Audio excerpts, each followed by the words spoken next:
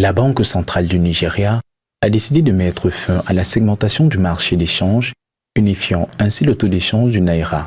Ce changement implique que le Naira sera désormais négocié au taux d'échange du marché en fonction de l'offre et la demande, plutôt que d'être fixé par la Banque centrale face au dollar et à d'autres devises. L'impact immédiat de cette réforme a été une dévaluation initiale de près de 40% du Naira. Cependant, la monnaie a montré des signes de régressement suite à la stabilisation du marché. Cette décision a été bien accueillie par les Nigériens, d'autant plus qu'elle a suivi l'arrestation de l'ancien gouverneur de la Banque centrale du Nigeria, Godwin Emefiele, ce qui a suscité des nouvelles attestations économiques. L'unification du taux d'échange est susceptible d'attirer plus d'investisseurs étrangers et d'investissements en rendant le marché d'échange plus transparent et accessible. Les exportateurs et investisseurs étrangers auront plus confiance dans un marché où la volatilité est réduite, favorisant ainsi l'augmentation des réserves d'échange.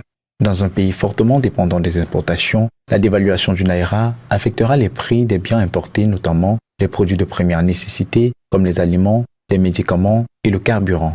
Une hausse de prix pourrait entraîner une pression supplémentaire sur la population déjà confrontée à une inflation élevée et à des difficultés économiques. Le Nigeria, ayant une partie importante de sa dette en dollars américains, verra une augmentation de son ratio dette en raison de la dépréciation du Naira. Cela pourrait aggraver les problèmes de service de la dette pour le gouvernement avec des implications pour la politique fiscale et les dépenses publiques. Bien que cette réforme de la politique monétaire ait le potentiel de dynamiser les investissements et d'apporter plus de stabilité économique à long terme, ses effets immédiats sur l'inflation et la dette publique doivent être soigneusement gérés pour éviter des retombées négatives sur les ménages et l'économie en général.